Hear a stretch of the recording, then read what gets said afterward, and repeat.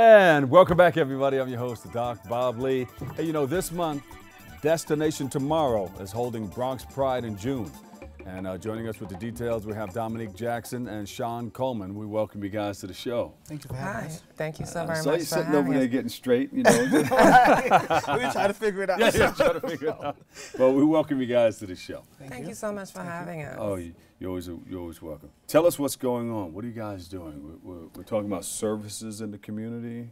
Yes. Well, Mr. Coleman is the founder and executive director of Destination Tomorrow, a dream that manifested because our community, especially the transgender community of color, was in dire need of services, of support, of being able to not just be guided into health care and Medicaid and stuff like that, but to be given the opportunities to have a better quality of life by offering programs such as coding programs for computers and stuff like that. So he can tell you a bit more. So we started Destination Tomorrow in 2009, right? And it came out of a need because, oddly enough, the Bronx is the only borough that does not have an LGBTQ center. So a lot of our community members go downtown, and I wanted to kind of you didn't have it right in your community. We didn't have it in our elsewhere. community. They were going elsewhere. Right. So we wanted to kind of fill that gap.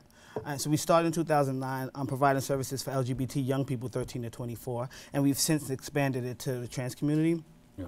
And the reason that we wanted to do Pride in the Bronx in June was to let those community members know that there is a space in the Bronx for you. You don't have to travel downtown if you don't want to. And we wanted to celebrate the diversity in our community right here in our own home. Yeah. It's been over a decade since Pride Month has been celebrated in the Bronx. For quite a while, and of course there is still a celebration that is going to occur on July 15th, that's Bronx Pride. But what we're doing is a Pride Month celebration in honor of New York City Pride Month.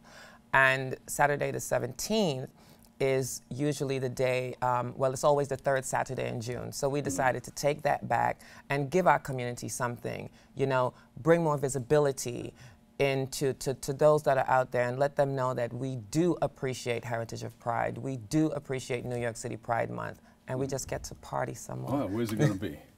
We will be on Brook Avenue between 152nd and 153rd, which is right next to the football, the track and field thing right there. It's actually the first time that we're having like a street fair. So we get an opportunity to have vendors. We have community health organizations that have partnered with us that are also going to come out and provide services, free services. So screenings and everything out there? HIV screenings, Hep C screenings, all kinds of screenings that happen, all free of charge. And again, what we wanted to do was make sure that the community understood that these resources are right here in your backyard. And please feel free to access them. And of course, with that comes music and food. Of course. And don't forget, we have to honor some of our community members, you know, that have been out there. We have a Legacy of Life Award for many of our transgender people who identified clients who have who have survived, you know, lived through Stonewall and are still here. And we want them to know that we realize that them living in their truth has brought us strength and empowered us and given us back our dignity. Yes, so we're honoring them. So, and a few of our council people and stuff. Yeah.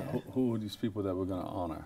You know them yet? You don't know yet? Don't worry. We know the council people, but we rather not say all right, now. Hold on. Because two of them don't really know that they're being honored. Their staff know, but they don't really know that they're being honored. Yeah, because if you tell them, I'm going to tell everybody. Everybody. I know. See, now you have to come. Now you have to show up to Bronx Pride. There you go. But we have a few community members, right? Cecilia, who's been doing work in the community. Cecilia Gentile. Trans-Latina woman, been working between Brooklyn, Bronx, and Queens for over 15 years. When a lot of folks were ignoring the trans community, Cecilia was actually on the front lines going. So what is she doing? Is she creating the awareness? What is she doing out in the streets? Well, all of the Legacy of Life honorees have been creating visibility, have been working in the community, like Vivian Lopez Ponce, you know, who's, I believe, is in her 60s. Then you have Tanya Walker, who is a cancer survivor, but still does much work within the community. You have Pony Knowles. You have Chase Strangia, who worked on the case with Chelsea Manning. Yeah, big shout out to all those people. Thank you for your service. Yes. Now, in providing the service, they're just creating the awareness, letting other people know about the services that are out there, right? And some of them are not just creating the services. Some of them are actually taking these grassroots approach, just like at Destination Tomorrow. We do street outreach, right? Yes. So if you can't get to us, we'll make sure we get to you, and we'll get to you with whatever resources you need, whether it's a care package, whether it's something to eat, whether it's a gift certificate to get something to eat. And those elders were also doing the same things before it was popular. So I'm not going to get real political. But it's gotten increasingly popular to provide services for this community. And they were doing it when there was no reward, so we want to kind of honor them now. Yeah. So, are people still holding back on services, or, you know what I'm trying to say? Well, are they still holding back? Are they getting the same services that other people No, get? well, here's the thing. It's quite difficult for someone to go into an establishment and seek services. The laws say, yes, you are supposed to service LGBTQ plus people, okay?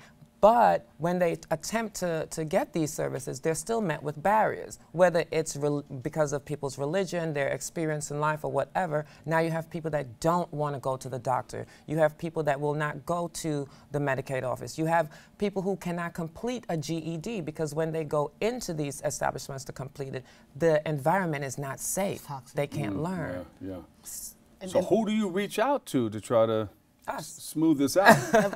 We reach out to other community partners, which is why we've elected officials. We've reached out to everyone, and we've invited everyone to the table, especially with this event. So this event is kind of like we're all going to sit down and break bread, and we want to show you how diverse our community is. You don't have to be LGBTQ to come to the event. We actually want to open up to everyone, so we get an opportunity to just begin these conversations. And some of our amazing allies, like Borough President Ruben Diaz, who's Shout out to always Ruben in Diaz. our corner. Always. Yes. Good job, Ruben. Yes. The Speaker, Melissa Viverito, Always in our corner. Council Member, Yes. Richie Torres, Anthony Jordan in Congressman Serrano's office. So we have the support. Now it's time to go back into the community and make sure that the community, and a lot of it is just miseducation, like it's a misunderstanding. You may not have never met a trans person before. You have these preconceived notions about what trans folks are or who they are. And our goal is to dispel those meet them up myths. front in person. Meet them up front and let's talk about it. And party. There you go. All right, who's cooking? You cooking this? No, we're definitely going to have some vendors there. You did that look like, no, don't let her cook.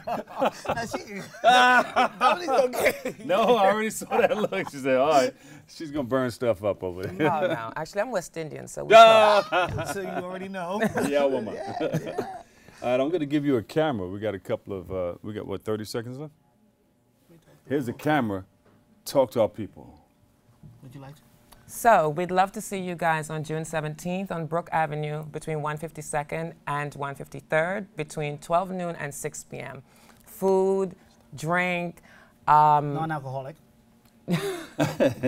People, community. Let's bring community back to the Bronx and let's all be all inclusive. Happy Pride. Pride in June. Give them a big hand, everybody. Dominique Jackson, Director of Programming, Destination Tomorrow, and Sean Coleman, Founder and Director, Destination Tomorrow. We thank you guys for coming by and share. Videotape, okay? Thank you so very videotape. much. And, you know, cook some food. Oxtails or curry? All right, whatever you want. Throw it in there. All right, we have to take a quick break, but stay tuned. We'll be right back with some oxtails and curry next on DLS on Open.